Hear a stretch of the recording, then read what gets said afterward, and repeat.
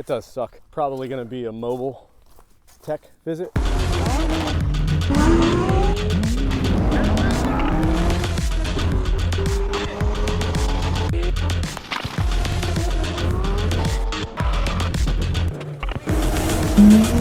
Well, hi. Got the Model S Plaid in the background. It's fairly often that I see DMs and questions, comments, concerns from some of you regarding what should I do? I have a Tesla coming. What's your favorite modification you think you have on the car that's most fruitful, something you wish you got sooner? Also, some of you are people who have used a referral code that's down below, and you get like 3 months of full self-driving, and I think there's some dollar discount as well too. Sometimes that changes, so sometimes it's more, sometimes it's less, sometimes it's free supercharging miles. But yeah, in the description down below there's a referral link, and you can get a bunch of discounts and a bunch of cool stuff if you use that down there. All I get are credits, and I think I'm maxed out on them already for the year. And we do giveaways with that stuff. So as cool stuff pops out, new stuff, I'll get it and I'll let you know when we're doing a giveaway. Just drop a comment down below and I pick a random comment. We do a giveaway to one of you, but only from the TrackSlayers accounts or Instagram, and only from the emails associated with those. Do not get scammed. I will never ask you for money. I'm just gonna ask you for a shipping address and I'll send you stuff. I'm like Santa Claus. I'm gonna go into first all of the things that I know you shouldn't do that might seem like a good idea. Just stay tuned for the video and we'll get into it. So some of the best things about these cars is they sort of come kind of turnkey, stock, ready to go. But nothing's necessarily perfect. So there are plenty of things that I wish were done better with this car. I know you're on the toilet right now. I know you're sitting there watching this, watching me. What are you doing? Drinking something? Eating? Are you eating? Or are you on the toilet? Or are you doing both? It's kind of weird, right? It's weird that I knew it also. Just make sure you're subscribed. Appease the YouTube gods. We've kind of grazed into it in other videos, but things that have been knocked out of the park way, way, way after I made my purchase.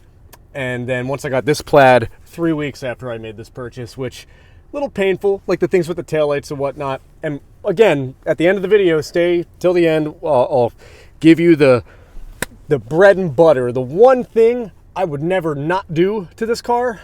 I just think it's worth it, and there's not really a lot of risk involved if you do certain things ahead of time prior. My hair is fucking wild today. We're just gonna run with it. The one thing you want to not do, I'm really gonna upset myself with this because I wish it wasn't the case. There are a lot of companies that make ambient lighting for the Teslas, like this trim and whatnot, and you tuck it in certain areas. And the way they do that, if you're wondering how that happens, it seems very nice and very intuitive how it is. They have T's, little couplings that plug in all around the car, stock from the Model Y. Those are just couplings, and they connect wires together so you have wiring all throughout the vehicle. If you disconnect that, something stopped working.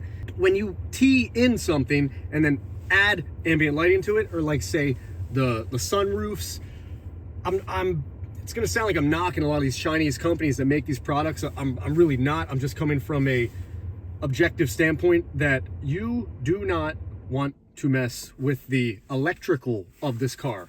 I sound like such a purist, and I sound like I'm super fun at parties when I say, no, don't modify it, don't do any of that stuff. I'm not saying that. What I'm saying is don't modify the electrical system with like the cool taillights, the sequential taillights. God, I wish I could do that. I wish I had ambient lighting. I do have non-color changing static ambient lighting, but I don't have what I wish I had, like I've had in other cars, the Porsches and whatnot, Mercedes, where you have color changing lighting. You can change it whatever color you want. The Cybertruck has that now too. The Roadster will definitely have it, and the new Model S Plaid, if there is a successor to it and it's not the Roadster, which I'm imagining it will be. I'm imagining what they're gonna do is I hope this too, right? And I'm not gonna go off a tangent. They stop the Model S Plaid, they keep the long range, and they just have a Roadster. And then the base Roadster is basically this Plaid. The lighting, if you start messing with that, start messing with the little stuff, you might run into big problems. If you take care of all the small things and don't really freak them out, the big problems probably won't come. Now, that said, you still have so many off-the-wall random catastrophic problems, but the exceptions do not disprove the rule that this is a super reliable vehicle if you keep the electrical system safe and sound and closed loop. You don't add weird things in, you don't add other things in, because that's what causes bugs and weird firmware problems and whatnot. So you just bear with me here. Like I said, I sound like I'm super fun at parties, but it's not the case. It's just, you don't want to do the things like there's a low return and then high risk involved there, because it's an electric car that runs on a huge electrical system. Also, even other cars that aren't electric cars, McLarens, Corvettes even, once you mess with the electrical in there, they're all computer driven. An EMP would wipe out every modern built car like post 2012, just because they're not analog gasoline vehicles. That starts the engine, but then the computer is the brain that thinks for it. Once you've got things figured out with the electrical and you're not going to mess with that, the other thing you don't really want to mess with is the wheels. What do I mean by that? Because that's vague, and there are a lot of things you can do to disturb the original type and sizing and offset and everything of the wheels. But understand that the way this vehicle cambers, if you leave it stock, which you could spend the $3,000 and get the stuff from Unplugged or whatever, the camber arms. Intuitive makes good camber arms as well. You could do that. I'm not knocking it. It's not something I went for because I'm not tracking the car, and it does have more of a track stance on the street, and it wears its tires out like so or worse than most supercars I've owned. That kind of sucks when this is your daily. That's if you have the 21s. The stock 21s wear out pretty quick. I haven't seen a scenario where they kind of don't, especially when you have a ton of meat on the tire, and people have beaten this to death previously too, but it's this inner wall that wears out, and it's like a bead that just wears through because of the weight of the car. If you get the 19s, the stock 19s have no issue. I would argue that, do your own research, do some due diligence here. If you have the, not stock 19s, but if you have the, what is it? Modified like signature wheels, or do any of those companies that do flow forged 19s, or dare I say even 20s, you can rotate them if you get square, if you get a square offset, or you could do the staggered offset and just keep the 19s. I think it's plenty large enough for the car. The vehicle just has huge wheel wells, and that's why the 19s look kind of small, especially in comparison to the 21s if you bought it with that. Me personally, I've never been a huge fan of doing the upgraded wheels anyway. ROI of that, if you will, is just not great for what the cost is. And I kind of look at things in that transactional manner. Maybe it's a flaw. It's just kind of my habit and what I do. So how I operate with these cars. This vehicle, I like it. It's more of a utility to me. Its MSRP has gone down. I speculate that will likely increase as rates drop. We'll see what happens. This year is when when they're doing it. We'll see. Who knows? I don't know. But I wouldn't mess with the wheels. I would just keep 19 size and then do whatever else you want. The all seasons are pretty solid. You get a lot of good grip with the all seasons too, or you can do whatever tire you want. It depends on what you're trying to do. So really that's up to you, but I wouldn't go 21s. 20s you could do. I would probably stick with the 19s. That's just me. Once you've got ambient lighting out of the way and all the other electrical things out of the way that I would encourage you to not touch. Again, it's your car. Do whatever you want. You can mess with the wraps and PPFs, and that's fine, and that's something I would recommend, but it's definitely not the number one thing I would say. The one thing I think has brought me the most joy to this car has something to do with the suspension, and it's such a simple thing to do, and it's under 500 bucks. It's the lowering links. I love the lowering links, and this is not an ad. Intuitive sent me a box of the lowering links like, I don't know, a year or two ago. I haven't turned back. I love how it is. I think you need to keep an offset, like be plus or minus 1 in the front and the back. I think the front might need to be a larger number. I could have that backwards. However I have it set up though, you don't lose the ability to launch. You only lose the ability to launch if you have them the same or reversed the wrong way. So something to consider and something to check out, but I absolutely love the lowering links, and they make the car look really good. We'll hop out and I'll show you what I'm talking about. We'll do a little walk around. You can check it out, but I love how it looks. I also have something devastating to show you about the Plaid that I need to get fixed. Almost 52,000 subscribers. Kind of wild how quickly we got past 50,000. We hit it and then it starts surging. So thank you for that. But we're gonna get into the car. I should probably straighten the wheels out so you can see, but I wish I had a better backdrop for you. It's just January in the dead of winter and everything's dead. Everything's brown, everything's decaying and rotting.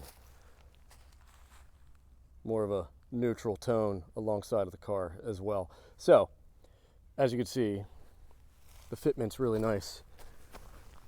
And there's some other things that I like too that we just recently made a video on. We still have that we didn't fix. I still got to get to that. Haven't done it yet though. Look at that. Oh, only fit a finger in there. Barely. Can't fit a finger straight in. That's wild. That's why I'm saying you don't really want to mess with the fitment too much, but looks good. Now, I'll walk around and I'll show you the thing that it's not a huge issue, but it does suck. Probably going to be a mobile tech visit. See, this taillight looks fine. Move over here. We got some condensation in there. That's been building up for a bit now, and I think it's time to finally get that fixed, because if that water starts to mess with this, it could mess with wiring elsewhere, and it's yeah, so got to get that fixed. Otherwise, the car's been holding up really well. If that's my only issue and my biggest issue, things are all right. Things are going really well. So that's that. And I can give you an update on this too. This headrest, my girl doesn't really like it because she's too short, but if you're my height, if you're anywhere 6 foot plus, you'll probably really enjoy this. It's so comfortable. It's so squishy. So squishy. I think once I opened it, it's definitely less firm than it was, but it's fine. Your neck just kind of rests, presses in, and your head chills back on it, and really solid. Really, really solid. And I think that's about all we have. So let me know what you think, but these are just my opinions, just my thoughts and suggestions as an owner and what I've seen other Plaid owners and Tesla owners say. I don't think the Model 3 or Y has really any issues until you start to mess with the electrical, and then it's almost like crazy stuff starts to happen. I'm not blaming that. Obviously, you're going to have cars that have issues, but just consider that, okay? So, I don't really know what else to get into, but obviously you have your window tint and things like that, which is something I would recommend you do. Get ceramic all the way around the car, and you're not going to have as many heat issues, and the car's internal temperature isn't going to get too crazy. Depending on where you live, that's going to be a variable considering all the different temps and whatnot, but just something to consider. So if you have any other remarks you'd like to make, drop a comment down below. Also, we're giving away a car at 100K subscribers, so make sure you're subscribed somewhere down there. We're at 52K. So thanks for participating. I think we're going to continue doing giveaways too. We'll make sure this one is a success, and we're likely going to do another one at 200K too. And I really hope it makes sense at 200K to be able to give away a Tesla. It's going to be a $1,500 to $5,000 price range car, plus taxes, fees, whatever paid. If you get the 100,000 subscriber giveaway, that's going to be more of an entry level A to B car, something reliable, hopefully. And I really want to make this work. I hope it goes to someone that needs it. I think it's a cool way to start, and it's a nice test into testing the waters of doing giveaways, or eventually legally getting into like the sweepstakes things and us doing merch and then having that be the entry. But we'll see. I don't know. We might just do a 200,000 subscriber giveaway. And I might have to facilitate it in a way where if you buy merch, you get entries, because I'm still trying to figure out how to do the subscriber pool. And I think I can get a random subscriber generator. Let me know if you guys want some videos going over like what the monthly payment of a Tesla would be, what the monthly payment of a Model Y Performance would be. That's financed. This is also financed. I got it at a killer rate. It depends on your situation. Some people, it might be smarter for you to buy it cash. Everyone's got a different scenario. Let me know if you want any finance videos. Let me know if you want insurance costs of this car or the Model Y. We'll make videos on both. If we get enough curiosity generated, we will do both. Yeah, let me know what you want to see. I'm here to expose the Model S Plaid for you. So, and the Model Y Performance and the Roadster. The Roadster will be coming, so that'll be cool. I hope I like how it looks. I hope they update it a little bit more, since the last time I saw a Roadster was when they debuted it in 2019. And I feel like a newer Roadster should look a lot better and a little bit newer. Other than that, that's all we got. So just do one thing for me. Please, please don't die. And that's all I got for you today. So see ya.